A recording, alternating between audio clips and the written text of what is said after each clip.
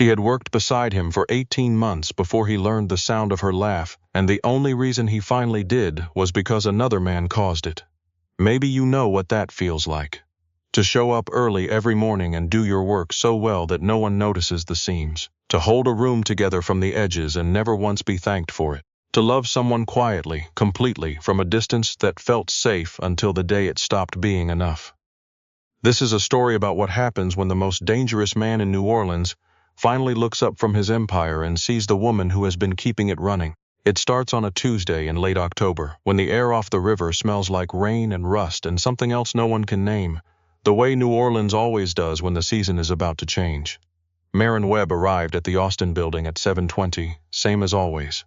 The city was still half asleep at that hour, streetcars groaning down St. Charles. Pigeons working the sidewalk outside Café du Monde. A man selling umbrellas on a corner even though the sky was still clear, because he had lived here long enough to know the difference between clear and safe.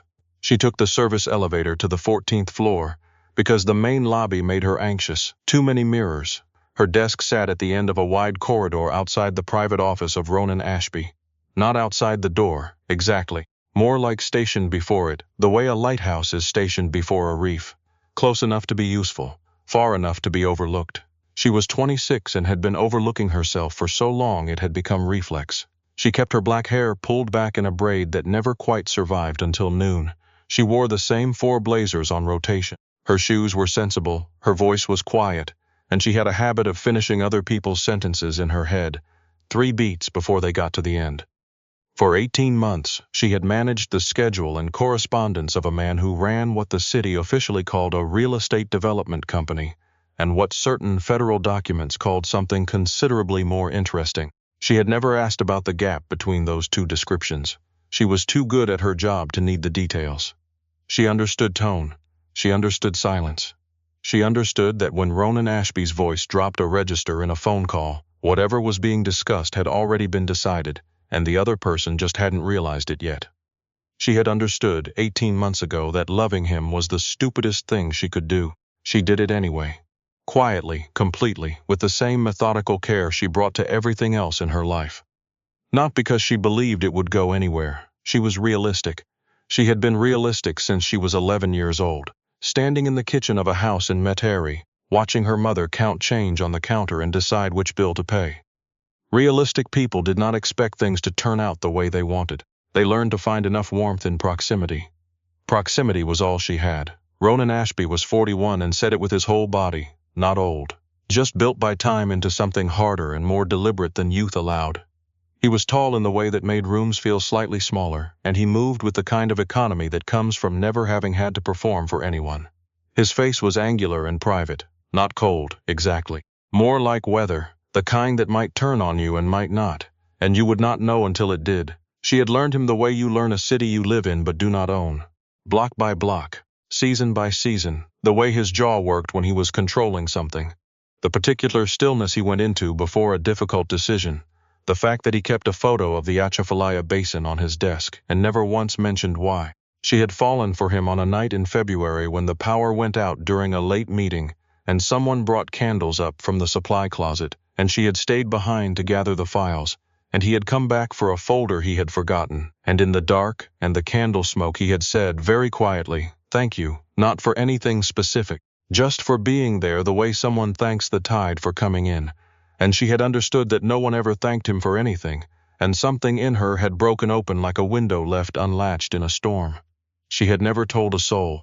On this particular Tuesday in October, she arrived and set her coffee on the coaster she kept in her desk drawer, because someone had once left a ring on the wood, and the building manager had looked at her like it was her fault, and she decided to remove the possibility entirely. She organized the briefing notes for the 9 o'clock. She flagged a contract discrepancy that legal had missed. She moved a dinner reservation because the restaurant had changed its policy on private rooms and no one had thought to check. The floor filled slowly around her, men in suits, carrying the careful posture of people who understood consequences. A woman from acquisitions who always smelled faintly of cigarettes and spoke in a tone that suggested she had survived things no one would believe. A junior associate who could not decide how to address Marin, and had settled after months of visible indecision. On a small nod each morning at 8:50 the elevator opened.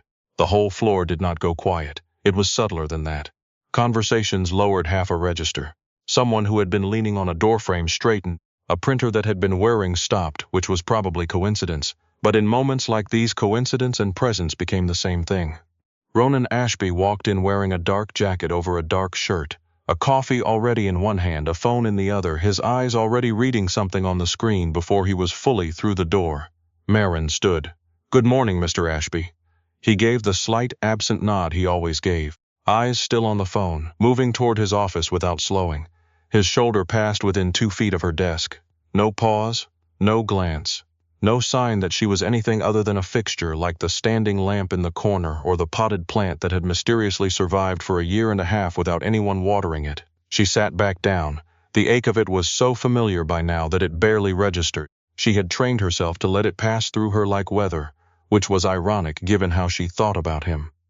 She opened the contract she had flagged and sent it to legal with a note precise enough that no one could claim they had misunderstood. 20 minutes later, she heard a voice she recognized from the floor below. "Tell me you haven't eaten. I just found a place that does biscuits that would make you reconsider everything you thought you knew about biscuits." She looked up. Theo Callum was 29, easy-shouldered, and perpetually optimistic in a way that she suspected was either genuine or a very practiced kind of armor. He worked in building security, mostly the lower levels, and had started appearing on 14 about 2 months ago with a frequency that went slightly beyond what his job required. He was holding a paper bag that smelled like butter and something warm, and he was holding it toward her. "Marin, I already ate. That is functionally impossible at this hour. No one with our commutes has already eaten." She almost smiled. "Our commutes are different. You take the streetcar from uptown." He set the bag carefully on the edge of her desk. "I also took a detour. For biscuits. For you." She looked at the bag. Something in her chest did the quiet thing it did when someone noticed her. Not a dramatic thing. Just a small involuntary recognition, the way a plant turns toward light without deciding to. She reached for the bag. "This is unnecessary. Generosity always is." "That is the point. You did not have to." "I am aware." He leaned against the desk with the ease of someone who moved through the world on good terms with it. "How is he today?" Marin lowered her voice automatically. "I haven't spoken to him yet." Theo glanced toward the closed office door and made a face that suggested an entire opinion he had chosen not to voice. "He always looks like he's counting down from something," he said. "What? I could not tell you." She shook her head, but the smile was closer now. "He's just focused," she said. "On what? Everything." Simultaneously, she opened the bag and felt the warmth come through the paper. "You ask a lot of questions for someone who brought biscuits." Theo grinned. "That is the deal. Biscuits for conversation. It is a fair trade." She looked up at him to answer and said something. She did not remember what, because whatever she said made him laugh, and then she laughed, and the sound that came out of her was the kind she did not make in offices. Too easy, too real. Like something that belonged to a different version of herself, one who had more room than this building gave her. The laugh carried. Inside his office, Ronan Ashby had been in the middle of reading a shipping report and had not been paying attention to the sounds of the floor. He was almost never not paying attention. He did it automatically, the way other people breathe. But this sound was different. He looked up from the page before he understood why. He stood, crossed to the office door, put his hand on the handle, and then stopped. Through the glass panel beside the door, he could see the corridor. Marin at her desk, one hand resting on a paper bag, head tipped slightly with the laugh still on her face. The man from security leaned in, close enough to make the distance between them negligible, close enough to suggest comfort, close enough to suggest he had been there before. Ronan stood at the door for one suspended moment and felt something he did not have an immediate name for work its way through his chest. It was not a comfortable feeling. He opened the door. The sound he made entering the corridor was not loud. It did not need to be. The floor had spent enough time around him to understand that his presence was itself a kind of announcement. Marin's laugh stopped before she fully turned. He saw it happen, the way a sound cuts off when someone closes a hand around it. She looked at him. The color in her face changed in a way she could not prevent, and he noticed, which he also could not prevent. The man from security straightened. Ronan's eyes stayed on Marin for 2 seconds longer than they needed to. "Ms. Webb." Her hand moved to her notepad. He recognized it as reflex. The same reaching for something solid that he did when he was unsettled, though he suspected she did not know she was doing it. "Mr. Ashby, I have the briefing notes ready." "In a moment." His gaze moved briefly to the man beside her desk. "And you are?" Theo answered without flinching, which Ronan noted. "Theo Callum. Security, lower floors." "This is not a lower floor." "No, sir." "Then I assume you have a reason to be here." Theo did not answer immediately. Whatever he had been going to say, he was choosing it. Ronan had read men long enough to know the difference between someone buying time and someone buying the right answer. This one was doing both. "Just checking in," Theo said finally. "On building security, on the people in it." Ronan looked at him for one more beat, then he looked back at Marin. "My office," he said. He did not wait. Inside, with the door closed, the city spread wide and gray gold through the window behind his desk. Ronan stood in the center of the room and felt the sharp, unfamiliar shape of whatever had moved through him in the corridor. Marin entered and stopped near the door. She held the notepad in both hands. Her face was composed in the particular way people compose their faces when they are working hard at composure. "I have the 9 o'clock materials," she said. "I know you do." He turned to face her fully. "How long has he been coming up here?" A pause so brief it was almost nothing. "A couple of months. And he brings you things." She looked at him with an expression he could not quite read. "He brought me a biscuit." "He brings you biscuits. Once. That you know of." He moved toward the desk, not quickly in the way he moved through every space, as if he had calculated the distance and decided the pace it deserved. "Did you ask him to?" "No, he just appeared. People are kind sometimes, Mr. Ashby." He stopped at the edge of the desk and looked at her. The words were not impertinent. Her voice had not sharpened, but there was something in them, some quiet old resistance, like a person who had been told to take up less space for so long that even a gentle pushback came out shaped like an apology. "What were you laughing at?" he asked. The question caught her. He could see it. She blinked once before she answered. "I do not remember." "You were laughing at something." "People laugh at things, Mr. Ashby." He looked at her, the notepad in her hands, the small gold stud in her left ear that was the only piece of jewelry she ever wore, the braid that had already started to come loose at one side. "In 18 months, he said. "I have never heard that." She went still. "Heard what?" she said, though it did not come out as a question. "That sound."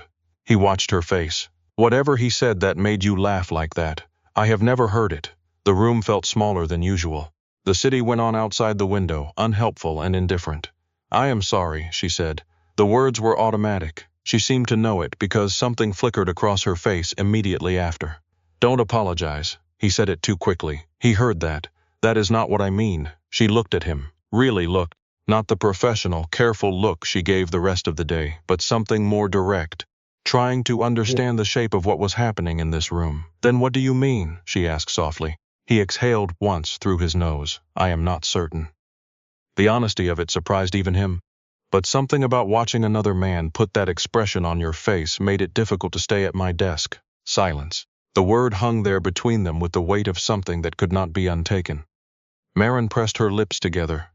When she answered, her voice was careful but not cold. "You have never given me a reason to make that expression in your direction." He had no response to that, not because the answer did not exist, but because the one that came to him was more than he was prepared to give standing in a professional office at 8:55 on a Tuesday. "Go back to your desk," he said. "We will go over the briefing in 10 minutes. She nodded and left without ceremony, which was the most useful kind of response and also the kind that stayed with him after the door closed. He stayed in his office for those 10 minutes and looked at the photo of the Atchafalaya Basin and felt something crack slightly in the wall he kept around what mattered. 2 days later, Marin arrived to find her desk moved.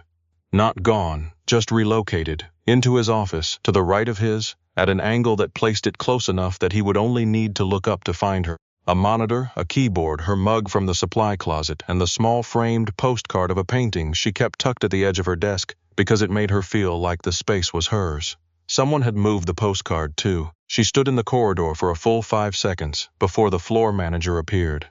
"Mr. Ashby relocated your workstation," he said with the expression of a man who has been told not to editorialize. She looked at the glass wall of his office.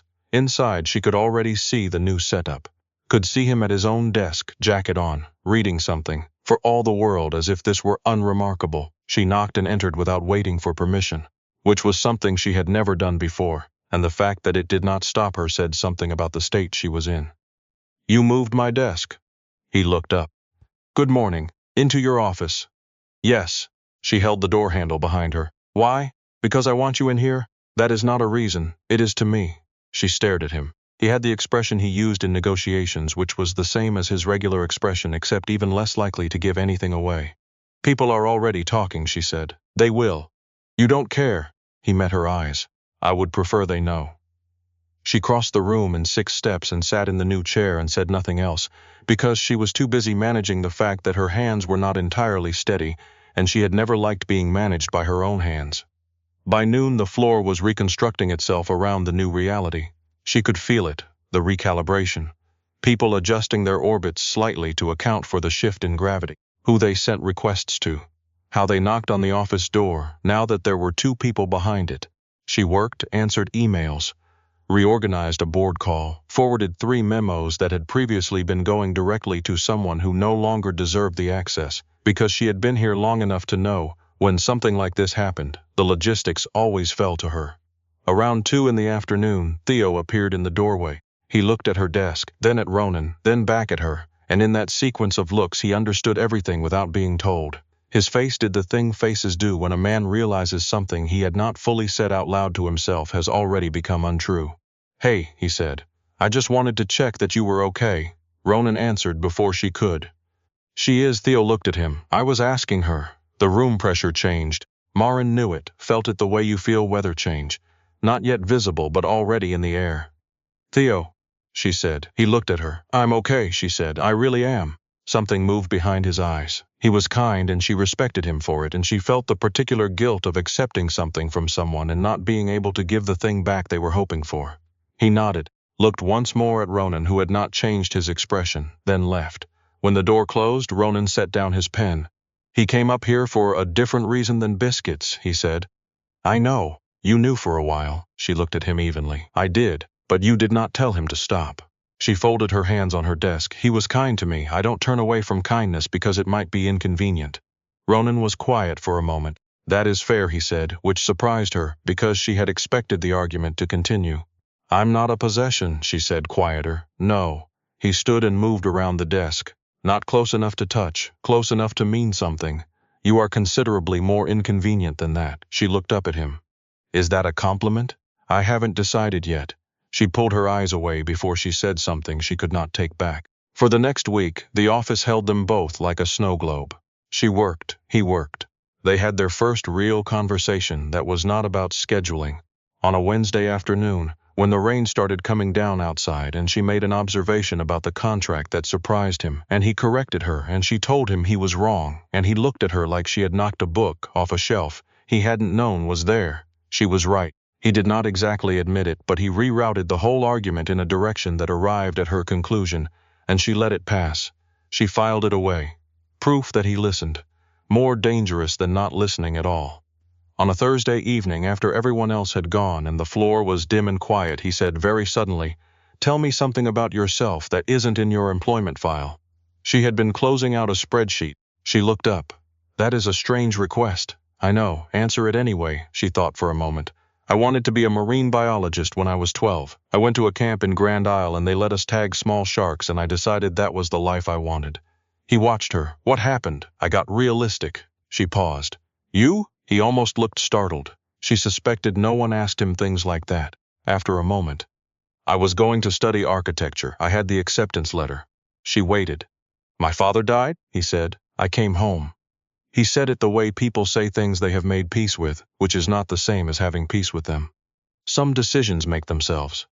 She looked at him across the space between their desks and felt the particular pull of knowing something about a person that they do not offer easily, like being handed something fragile, like understanding that receiving it meant something too. I'm sorry, she said.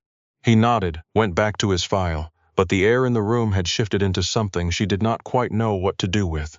12 days after her desk moved, a man she did not recognize was seen in the building lobby asking questions, not about the company, about her. Mason, Ronan's head of security, brought the information in a black folder on a Thursday afternoon, and the folder had barely touched the desk before Ronan's face went to the place it went that she had learned to read as controlled alarm. She was sitting 6 feet away. What kind of questions? Ronan said. Name, routine, whether she comes in early. Mason's eyes moved to her briefly. Whether she lives alone. The temperature in the room dropped without the climate control changing. Marin set down her pen.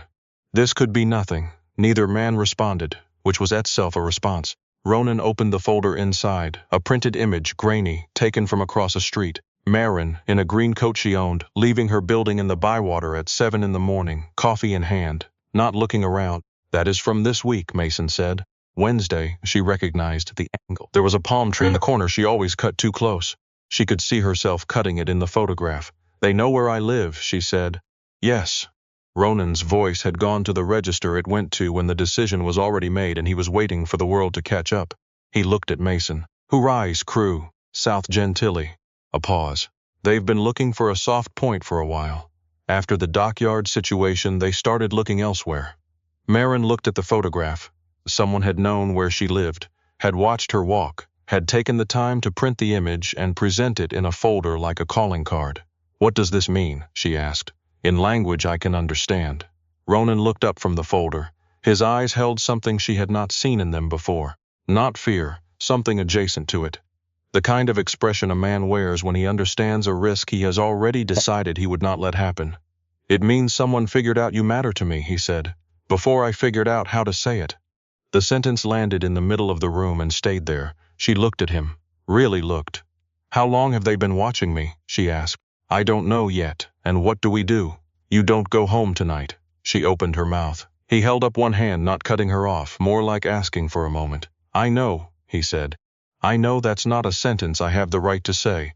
Then why are you saying it? Because someone photographed you on your corner and I am not willing to wonder what they do next. Marin stood. The postcard on her desk caught her eye. The small framed painting. The mug from the supply closet with her initials in Sharpie because she had written them there her first week and then felt embarrassed about it. She looked at all of those small chosen things and understood that the choice being offered was not between comfort and danger, but between two different kinds of both. If I go with you, she said, they'll know they were right, that I matter, they already know. His voice was quiet. I am the one who was slow. Her breath caught at that. Ronan, his name in her voice instead of his title. She saw what it did to his face, the slight unlocking of something. Come with me, he said. Tonight, I will have Mason at the building, I will have your things brought, and tomorrow we will know more about who sent this and why. And if I say no, he held her eyes, then I will station someone outside your building all night and spend the next 6 hours not sleeping, and tomorrow I will be unpleasant to work with, which will make your job harder. So for entirely practical reasons, I would prefer you didn't. She stared at him. That is not a compelling argument. No. The corner of his mouth moved barely, but it is an honest one. She took her coat from the hook. I want my own room, she said. Of course, and I want to know everything you know, no managing, what I'm allowed to hear.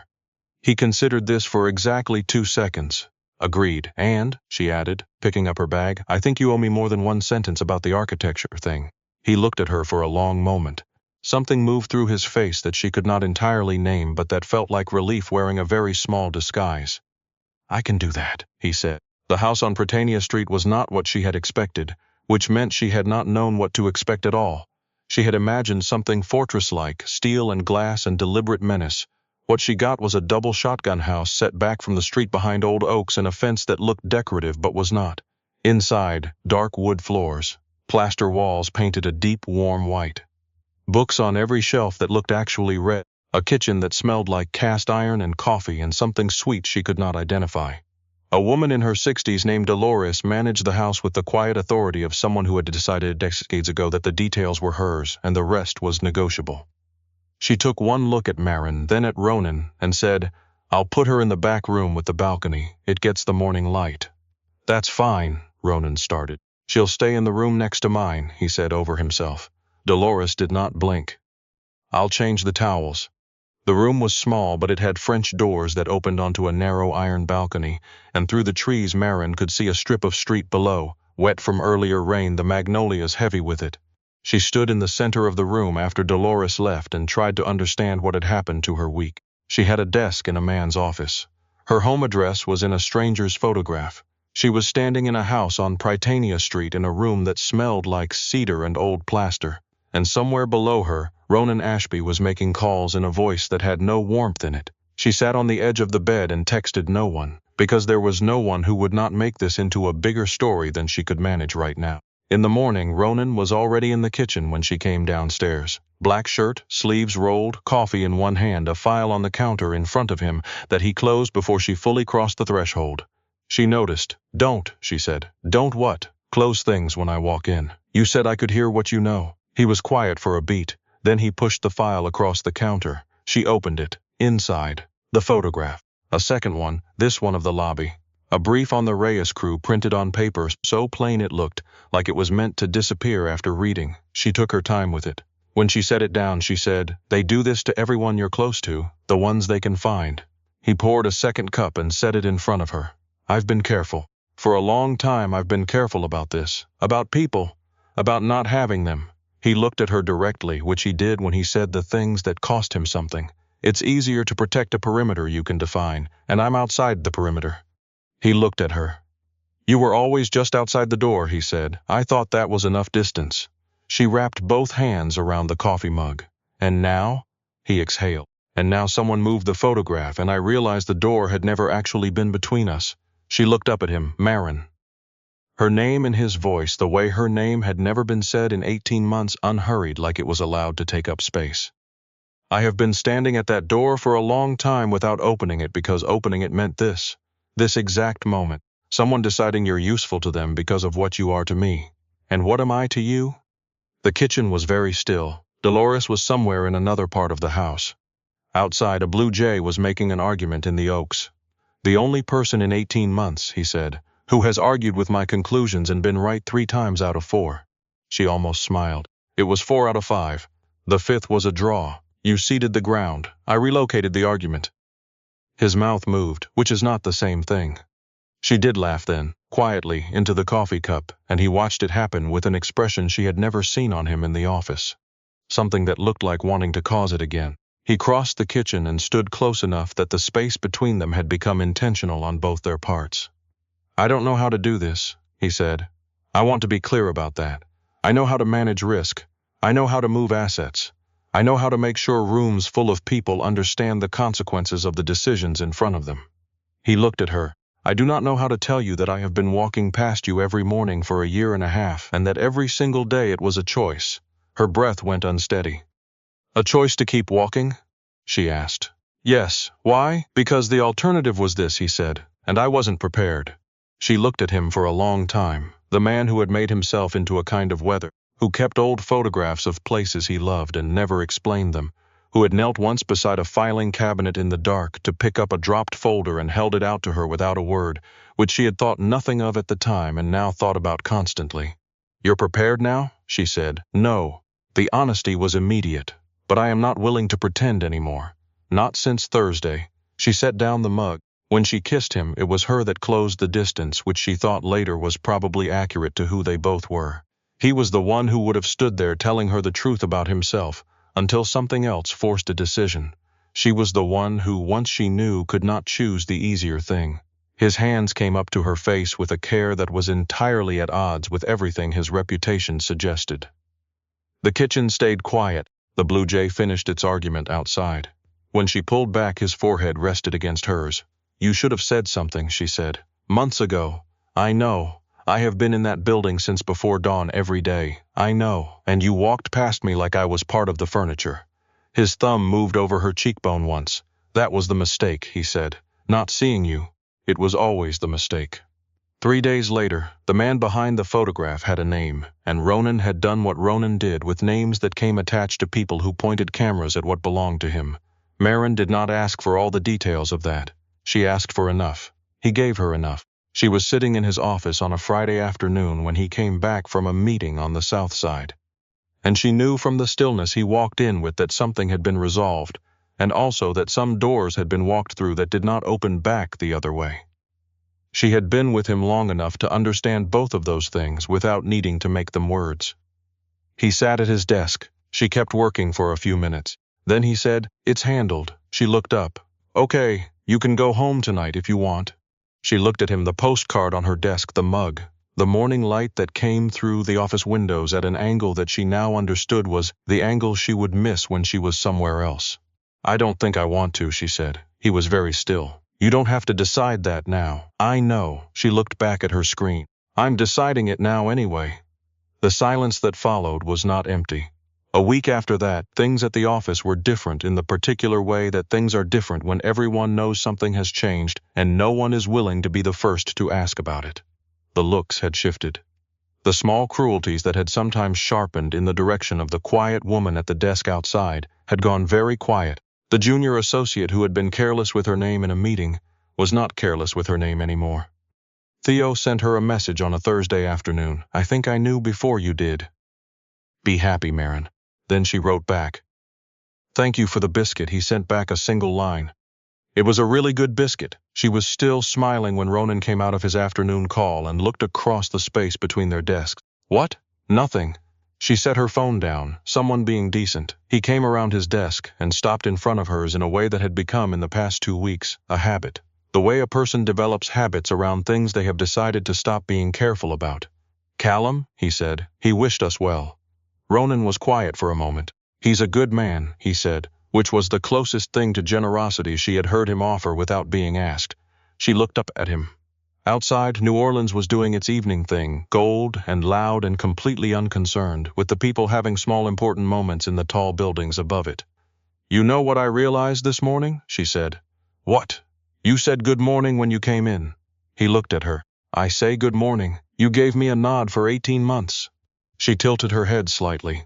"This morning you said it like you meant it." His expression shifted, not quite a smile. Something quieter and more useful than one. He leaned against the edge of her desk, close, and looked at her with the full attention that he usually kept for decisions. "I have been meaning it for longer than that," he said. She held his eyes and did not look away. Outside, the city carried on. Somewhere below them, a streetcar rang. The Mississippi was doing what rivers do, indifferent to the humans insisting on meaning along its banks. Inside, in the room that now held 2 desks, and a postcard and a mug with initials in Sharpie, Ronan Ashby looked at the woman who had kept his world running from a desk outside his door and understood with the clean certainty of the very late that seeing her had been the only thing worth doing. He just wished he had stopped walking past her sooner.